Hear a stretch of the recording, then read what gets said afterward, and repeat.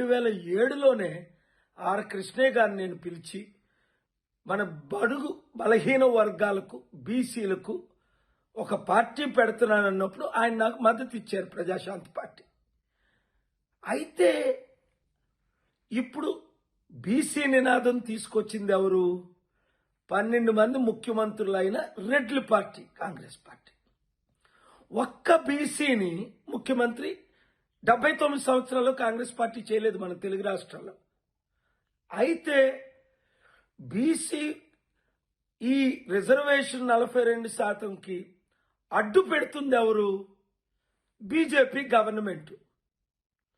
ఈటల రాజేంద్ర నేను మద్దతు ఇస్తానని ఇక్కడ తెలంగాణలో అంటారు. మరి ఈ బీజేపీ ఎంపీలు ఆర్ కృష్ణ గారు, ఈటల రాజేంద్ర, బీజేపీ ఎంపీలందరూ తక్షణమే బీజేపీతో మద్దతునిప్పించాలి లేదా రాజీనామాని చేయాలి. అంతకంటే ఘోరం ఏంటంటే Revanth Reddy drama, Congress party drama. ఇప్పుడు మనకి బీసీలకు అధికారం రాబోతుందని తెలిసి 2007 నుంచి నేను పోరాడుతున్నానని, బీసీ నాయకులు అనేక మంది మనకు మద్దతు ఇస్తున్నారని తెలిసి ఇప్పుడు ఈ దొరలు, ఈ దొంగలు, ఈ కవిత బీసీ నినాదం తీసుకుంటున్నారు. ఇప్పుడు వరకు 1% ఉన్నోళ్ళే, 3% ఉన్నోళ్ళే, 5% ఉన్నోళ్ళే మన రాష్ట్రాన్ని ఎందుకు వెళ్తున్నారు? దానికి కారణం మనమే. మన బహుజనులు 90% ఉన్నాం, కాపులు 27%, బీసీలు 50%, ఒక దగ్గర 60%.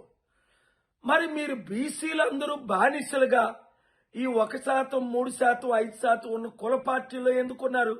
స్వలాభం కొరకు. రాజ్యాధికారం రావట్లేదు కదా, పదవులేమో వాలి. ఇప్పుడు రేవంత్ రెడ్డి 99 మంది రెడ్డిలే రేవంత్ రెడ్డి గవర్నమెంట్ నడుపుతున్నారు. ఒక్క బీసీ నాయకుడైనా ఉన్నాడా? కొండా సురేఖ ఉంది, పాపం బీసీ బిడ్డ. ఆవిడ్ని జీరో చేయడానికి ఇటువైపు రేవంత్ రెడ్డి, ఇటువైపు పొంగులేటి శ్రీనివాసరెడ్డి, అటువైపు వేము మహేందర్ రెడ్డో, గోపాల్ రెడ్డో, ఇటువైపు జైపాల్ రెడ్డి. ఈ రెడ్లందరూ ఆవిడని కట్ చేసి ఆడపిల్లైనా ఒక మంత్రి అని చూడకుండా ఘోరంగా బిహేవ్ చేస్తున్నారు. కొండా సురేఖ, నువ్వురా, నాతో ఉండు, అంత కలు. నువ్వు కాంగ్రెస్ పార్టీలో ఉన్న పర్వాలే, బీసీలకు అన్యాయం జరిగిన వారందరూ బయటికి రండి, పోరాడదాం, రాజ్యాధికారం సాధించి తీరుతాం, వీళ్ళకి బుద్ధి చెప్దాం. ఈ వీడియో అందరికీ షేర్ చేయండి.